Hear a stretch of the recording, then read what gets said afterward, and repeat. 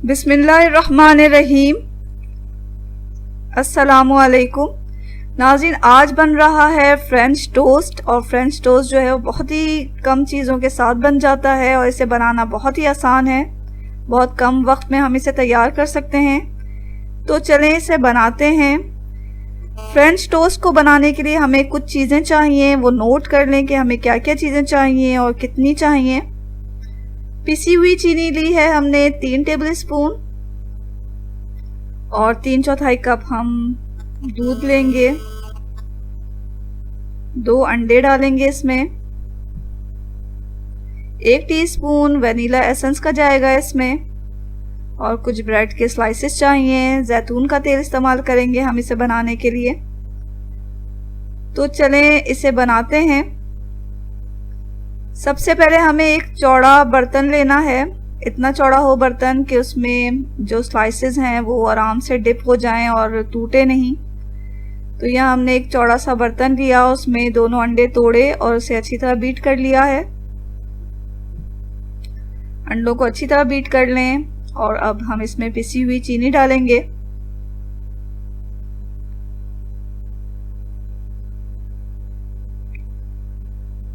चीनी डालने के बाद इसे अच्छी तरह मिक्स करें कि इसके जो लम्स वगैरह पड़े हैं वो ख़त्म हो जाएं। दूध जो है वो हमने यहाँ फुल क्रीम इस्तेमाल किया है। तो जब चीनी के लम्स वगैरह ख़त्म हो जाएंगे तो फिर हम इसमें दूध ऐड कर देंगे।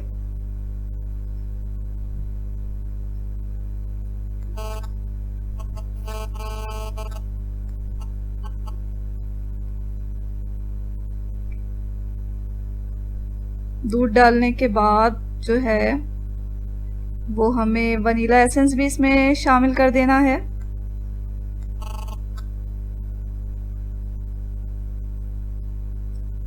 अब तमाम चीज़ों को अच्छी तरह मिक्स कर लें।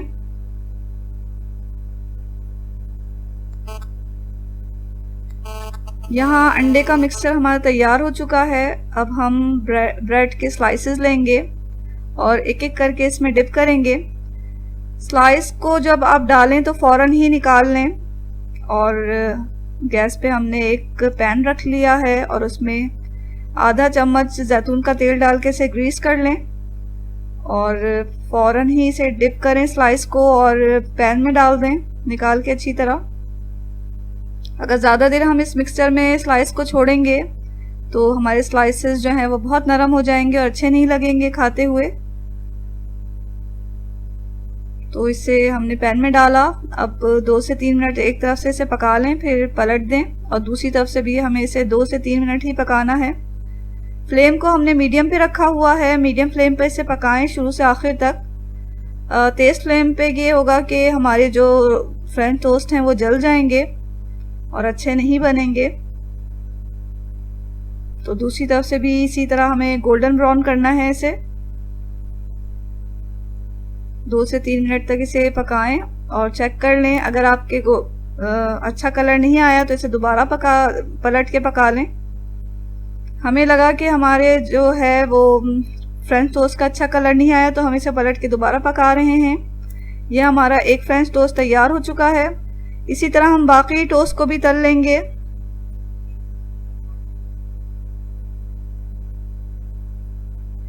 एक साइड से हमें 2 से 3 मिनट तक पकाना है मीडियम फ्लेम पर, फिर साइड को चेंज कर देना है, पलट लेना है इसे और दूसरी तरफ से भी 2-3 मिनट हम इसे इसी तरह पका लेंगे।